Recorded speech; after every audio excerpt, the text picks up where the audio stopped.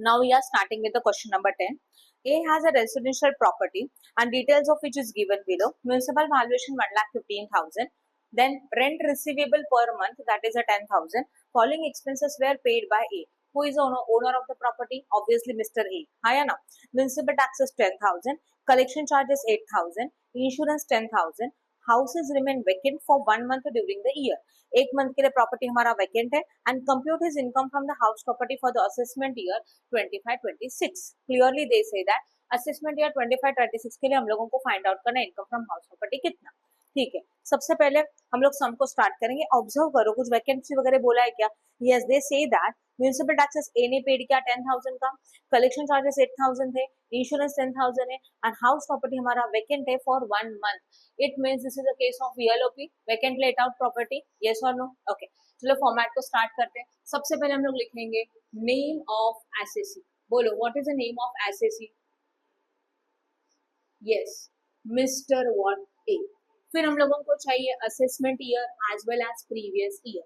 What is your assessment year 25-26 and previous year ultimately 2024-2025. फिर we have to find out what computation of बोलो total income. ये heading है जो common heading है.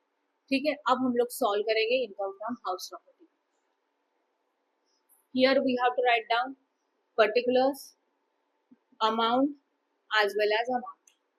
Yes or no? Okay, first write down income heading, that is the income from house property. उसके अंदर सबसे पहले हेडिंग लिखना है GAV. उसके लिए चाहिए व्हाट RLV. RLV के लिए point number A fair rent. Is it given? Check करो. No, fair rent is not given dash. फिर B is what municipal value. Yes, it is given. कितना है बोलो 1,15,000. म्यूनिसिपल वैल्यू 1,15,000 है ना. Okay, now please concentrate. Fair rent and municipal value दोनों में से हायर. याद आ रहा है? दोनों में से हायर हाउ मच 1,15,000. इसको लिखा हम लोगों ने higher of A and B and this is your C point. Now D is what? Standard rent. Again check out, is it given? No, not given. तो स्टैंडर्ड रेंट डैश. अभी rule क्या कहता है इन दोनों में से लोअर. लोअर मत, lower है नहीं कुछ भी, इसलिए डायरेक्टली वही अमाउंट आएगा. राइट, मतलब नील नहीं हो सकता. 1,15,000 and this is known as RLV. ये पॉइंट समझ में आया? तो देखो इन दोनों का हायर, इन दोनों का लोअर. अब हम लोगों को चाहिए एक्चुअल रेंट रिसीव्ड. कितना मिल रहा है रेंट बताओ जरा. Rent receivable per month how much 10,000. तो बोर्ड पे ध्यान देना. 10,000 मल्टीप्लाई बाय कितने मंथ्स का रेंट मिला 11, because property is vacant for 1 month ना. तो we are getting a rent for 11 month only. That is how much 1,10,000. This is a case of VLOP. But VLOP के case के लिए इनको जब आप कंपेयर करते हायर लेते हैं, हाँ ना. क्या रूल है बताओ. GAV लिखना है. GAV कैसे आता है? Higher of RLV and actual rent, इन दोनों में से higher. But this is a case of VLOP. Compare करने के लिए 12 महीने का रेंट सोचोगे तो RLV कितना था बोलो 1,15,000. अगर 12 मंथ का रेंट आता है तो 10,000 मल्टीप्लाइड बाय 12 हाउ मच 1,20,000. तो we are going to write down 1,20,000. अब बोलो दोनों में से हायर कौन है बोलो. ये RLV है और ये एक्चुअल रेंट है. 1,20,000 हायर है. तो हम लोगों को ये जो लोअर दिख रहा है 1,10,000, इसी को क्या कंसिडर करना है हायर GAV. समझ में आया? ओके. इसके बाद हम लोग माइनस करते format less deduction under section 23(1). In this we are going to consider only municipal tax. Municipal tax should be paid and borne by owner. Go to the question please. बोला है following expenses were paid by A. Expenses किसने paid किया? A ने paid किया. कितना paid हो रहा है देखो. Municipal taxes 10,000.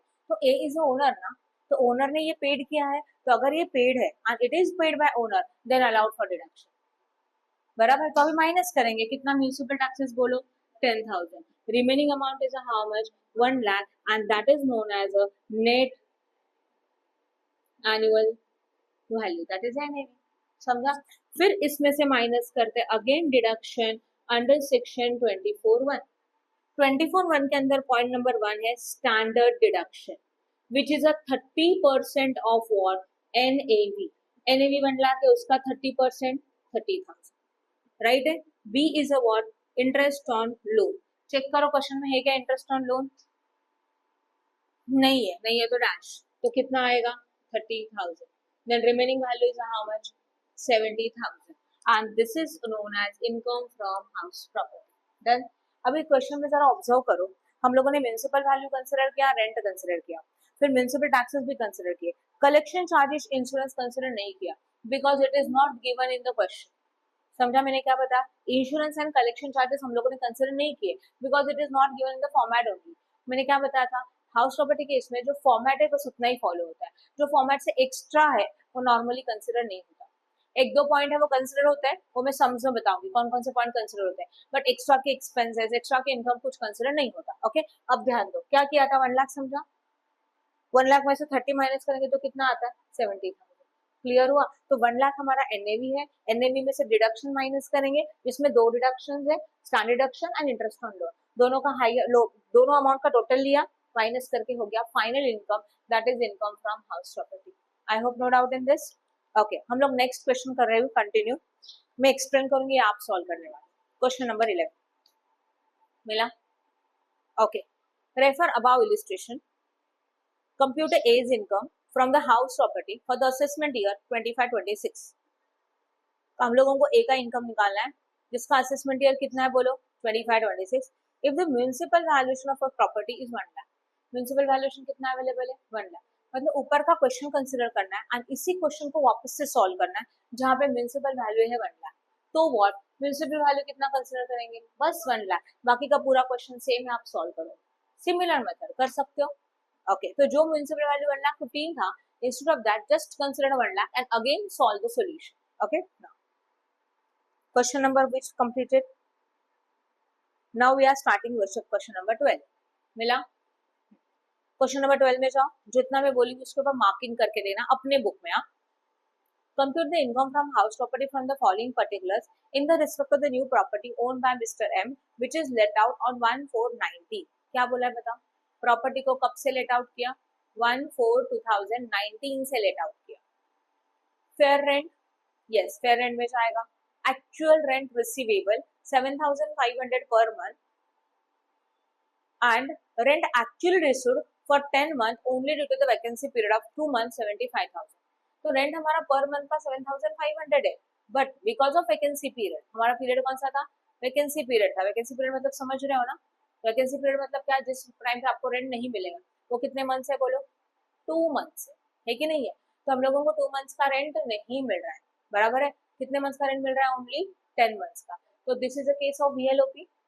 आपको क्वेश्चन को रीड करने के बाद डिसाइड करना है कि वो LOP है, VLOP है कि SOP है. According to that we have to apply the rules. तो this is a case of VLOP. Municipal taxes paid including arrear of earlier year. हम लोगों ने म्युनिसिपल टैक्सेस पेड किए 14,400 के, इसमें लास्ट ईयर का भी इंक्लूड है, नो प्रॉब्लम चलेगा. म्युनिसिपल टैक्सेस के लिए बस इतना देखना है पेड कितना किया उतना माइनस करो, भले वो लास्ट ईयर का होने दो या तो करंट ईयर का होने दो, it should be only paid and paid by owner. तो ये माइनस कर सकते हो. Next, interest on borrowal paid during the year, that is the interest on loan. Interest on borrowal paid prior to 1/4/2019, 1/4/2019 के पहले का लोन है. Okay, अब इसको बोलते हैं प्री कंस्ट्रक्शन इंटरेस्ट. क्या बोला जाता है, प्री कंस्ट्रक्शन इंटरेस्ट. अच्छा एक बात बताओ, समझ लो ऊपर का लाइन देखो ना क्या बोला उन्होंने. First line, compute the income of house property from his particulars in the respect to the new property owned by Mr. M, which is let out from 1/4/2019. Mister M का खुद का न्यू प्रॉपर्टी है और उसको उन्होंने भाड़े पे दे दिया 1/4/2019 के बाद. It means before 1/4/2019 it is not on let out basis, ये भाड़े पे नहीं था. बट शायद ये हो सकता है कि उसके अपने लोन लिया था, उसका कंस्ट्रक्शन चालू है. Once your construction is completed and house is ready, then it is given on the rental basis. वो कंस्ट्रक्शन खत्म हुआ और आपका प्रॉपर्टी भी रेडी हो गया और आपने उसको भाड़े पे दे दिया. बट हम लोगों ने कंस्ट्रक्शन के लिए ही समझे लोन लिया रहेगा, तो कंस्ट्रक्शन के लिए जो लोन लेते हैं और वो ऐसा पीरियड कि जहाँ पे अपना प्रॉपर्टी लेट आउट नहीं है, भाड़े पे नहीं है, पर उसका लोन इंटरेस्ट चार्ज हो रहा है, तो उसको बोलते हैं interest on what, pre construction period. Clear हो गया, हाँ या ना. इसी को बोलते हैं प्री कंस्ट्रक्शन इंटरेस्ट. यस, इसमें किसी को कोई डाउट है क्या, इसका रूल है, क्या रूल है ध्यान दो. Pre construction interest is allowed for deduction after the construction completed and when your properties are let out, it is for the 5 installment. क्या बताया मैंने? प्री कंस्ट्रक्शन इंटरेस्ट जो है वो माइनस करने को अलाउड है. कब? जैसे ही आपका प्रॉपर्टी आपने भाड़े पे दिया उसके बाद 5 साल, दैट इज अ 5 इंस्टॉलमेंट. ठीक है, तो इसको देखेंगे बाद में क्या करना है. आगे जाते हैं. कलेक्शन चार्जेस आता है क्या प्रॉपर्टी में? नो, क्रॉस मार्क करके छोड़ दो. Unrealise rent claim as deduction the earlier year but received during the year of 24-25. क्या बोला गया? अनरियलाइज रेंट का मतलब होता है कि कुछ रेंट जो नहीं मिला था, मतलब भाड़े करू टेनेंट है उसने आपको पैसा ही नहीं दिया, मतलब वो डूब गया, अभी वो आके मिल गया तो इनकम है ना, ऐड कर दोगे, नथिंग एल्स. तो अनरियलाइज रेंट क्या हो जाएगा? Just add. बराबर है. Now next one, areas of rent for the earlier year received during the year. पिछले साल का एरियाज ऑफ रेंट भी मिल गया, ये भी क्या हो जाएगा? Add. Expenditure on the repair of property. Okay, now please concentrate. First of all consider the what is the name of SSC. What is the name of SSC? बताओ mister what? Yes, Mr. M is the name of SSC. Assessment year is which one? 25, 26. What is your previous year? 25. Now we are going to find out income. That's why computation of total income. पहले ये heading common लिखेंगे and then write down particulars amount. इसके अंदर particular amount as well as amount. सही है. In this we have to consider what? Income from house property. बराबर है. Okay, सबसे पहले क्या आता है बोलो अभी? हेडिंग क्या आएगा? जीएवी. जीएवी के लिए क्या चाहिए? आरएलवी. उसके लिए व्हाट? हाँ चलो बताओ. Fair rent is it given? दिया रहेगा तो ठीक, नहीं दिया रहेगा तो छोड़ दो. कितना दिया है? 60,000. Write down 60,000. फिर व्हाट? Yes, municipal value. बोलो है? नहीं है, म्युनिसिपल वैल्यू नहीं है, तो दोनों में से higher obviously how much? 60. After that what? Standard rent. दिया है क्या? नो, नहीं है. डैश. दोनों में से लोअर उतना ही होगा, 60,000. This is known as RLV. Now what we have to consider? Actual rent. Actual rent is 7,500 but it is received only for 10 months. That is 75,000. Ultimately दोनों में से हायर क्या है? 75 ही है. तो 12 मंथ का लोगे तो भी वो 75,000, मतलब वही अमाउंट ज्यादा रहेगा. तो 75,000 write down in the outer column and this is known as a gross annual value. I hope no doubt in this. समझा? सिंपल था. हायर लोअर हायर कंसिडर किया और जो आंसर आया वो आपका क्या हो गया? जीएवी हो गया. यस. ओके, इसमें से हम लोग माइनस करते हैं deduction under section 23(1) and in this municipal. बराबर है. अब म्युनिसिपल टैक्सेस कितना है चेक करो जरा. It is what? 14,400. करो माइनस 14,400.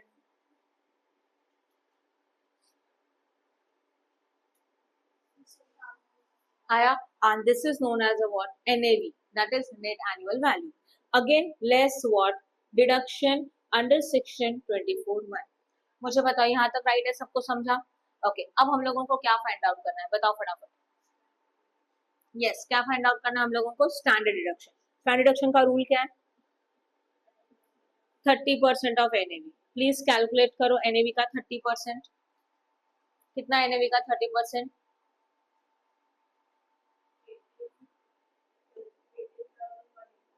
18,180. ओके, अब इंपॉर्टेंट पॉइंट आता है interest on loan. Interest on loan दो है. करंट ईयर का है. करंट ईयर का इंटरेस्ट ऑन लोन चेक करो कितना अवेलेबल है. Interest on borrowed paid during the year only 23,000. तो 23,000 तो लिख दिया. अब हम लोगों को चाहिए प्री कंस्ट्रक्शन इंटरेस्ट. ध्यान दो जरा. यहाँ प्री कंस्ट्रक्शन इंटरेस्ट कितना है? 20,000. बोला है ना, interest on borrowed paid prior to 1/4/2019. हमारा प्रॉपर्टी रेंट पे देने से पहले का interest, that is known as a pre construction interest. ये कब होता है पेड? जिस ईयर में आपने प्रॉपर्टी को भाड़े पे दिया उस ईयर से आगे 5 साल में पेड होता है. तो इसको हम लोगों को पेड करना चाहिए 1920, 2021, 21-22, 22-23 एंड 23 एंड व्हाट 24. हो गए 5 ईयर.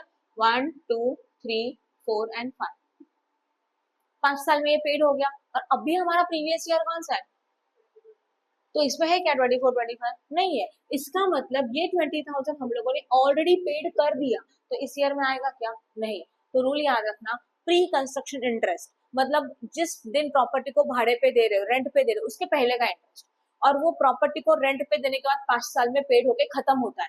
ओके, तो इन 5 इयर्स में अगर हमारा प्रीवियस ईयर है तो हम लोग उसको लिखेंगे, अदरवाइज नहीं लिखेंगे, because it is charge in the last 5 years ना, तो इट्स इग्नोर। अब समझ में आया? अब इन दोनों का टोटल करो, 41,180, ये क्या होता है इस पर वाले में से, माइनस करो, माइनस प्लीज। ओके, तो हम लोग क्या देख रहे थे, C income from house property है, इनकम फ्रॉम हाउस प्रॉपर्टी में fair rent and municipal value दोनों में से हायर कंसीडर किया, अगेन स्टैंडर्ड रेंट दोनों में से लोअर कंसीडर किया, आरएलवी है actual rent, this is a VLOP case. VLOP का मतलब क्या होता है, vacant let out property. In this we are receiving a rent for only 10 month, comparison के लिए ऑलवेज कंसीडर 12 मंथ का रेंट, तो अकॉर्डिंग टू दैट दोनों में से हायर कौन है, 75। इसमें से हम लोगों ने डिडक्ट किया municipal taxes because it is paid by owner, then you got a G NAV, NAV का जो अमाउंट है उसमें स्टैंड डिडक्शन चार्ज किया, राइट है, and then interest on loan, interest on loan current year का only 23,000 था। In this question pre construction interest is also given, but it is charge after the property is given on the rental basis in 5 year only. Okay, तो अगर 5 साल में charge होता है तो 5 साल यहाँ पे हो चुके हैं, और हमारा ईयर कौन सा है बोलो, 24-25 है कि नहीं है, तो इसमें ये इंटरेस्ट आएगा क्या, नहीं आएगा, बराबर है। अगर इंटरेस्ट यहाँ पे नहीं आएगा तो प्री कंस्ट्रक्शन इंटरेस्ट इज 0, इन दोनों का टोटल ऊपर वाले में से माइनस किया, आपको क्या मिला, 19,420। क्लियर है? एक्चुअल में ये आपका आंसर होना चाहिए, but in this situation we are having extra 2 point कि जिनको इनकम फ्रॉम हाउस प्रॉपर्टी में कंसिडर करना ही है। That is the first one is about unrealised rent. Unrealised rent का मीनिंग क्या होता है, जो पहले का रेंट था, बराबर है, जो मिला नहीं था अभी मिल रहा है, तो अभी मिल रहा है तो इनकम है। सेम एरियाज ऑफ रेंट, पहले का रेंट अभी मिल गया तो उनको लास्ट में एंड में जैसे अभी करेंगे, देखो this is your format again, यहाँ पे कर रहे हैं, लिखो एड, उसमें 2 पॉइंट आएंगे, अनरियलाइज्ड रेंट कितना 11,000 and arrears of rent that is only 8,000, what is the total, okay, and इसमें से माइनस करने को अलाउड है again as a standard deduction, rent मिल रहा है ना, तो उसका वापस 30% ऑफ दिस वैल्यू करो, 19,000 का 30%, 5,700 माइनस करो,